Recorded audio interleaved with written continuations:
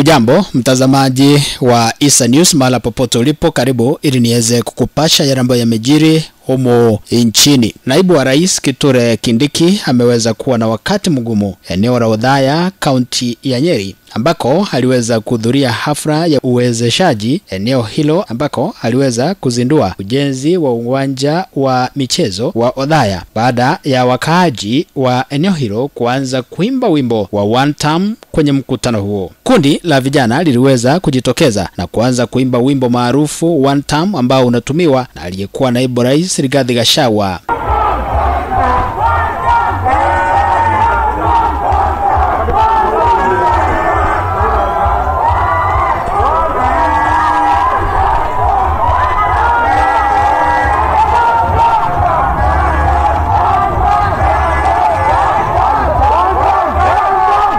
Mbunge wa eneo hilo la Othaya, Michael Wambugu Wainaina, ambaye aliweza kuchaguliwa kwenye tiketi ya chama cha UDA, naye alijaribu kuwanyamazisha vijana hao ambao waliweza kupasa sauti na kumpa ujumbe kwa Rais William Ruto, wakisema kuwa ni one term.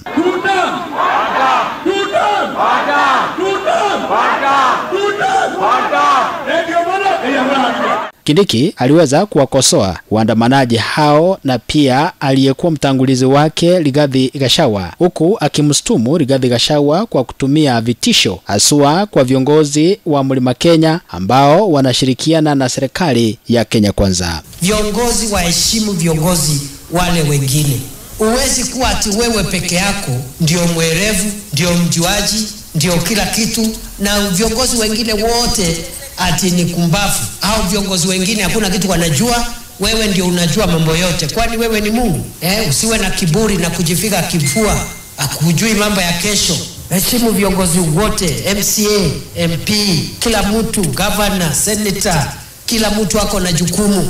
Kufikia hapo mpenzi mtazamaji, ndipo natia kikomo kwa sasa. Nitarejea tena baadaye kukupasha mengi zaidi jinsi tunavyozidi kuyapokea kwenye meza yetu ya habari. Ni washukuru wale wote ambao mnazidi kutazama kanda zetu na pia kusupport hii channel kwa kusubscribe na pia kushare kanda zetu kwenye mitandao mbalimbali ya kijamii. Na iwapo bado hauja subscribe, uende kawe ni mgeni ama umekuwa ukitazama kanda zetu na bado hauja subscribe, na kwamba tu uweze kuponyeza kidude ambacho kiko hapo chini kimeandikwa subscribe, na pia usisahau kengele ambacho kiko kando yake, ili punde tu tunapoweka kanda mpya kwenye mtandao huu utaweza kufahamishwa kwamba tumeweka kanda mpya na unaweza kuitazama. Pia unaweza ukatupe thumbs up ama a like kwenye kanda hapo chini. Asante na bye bye.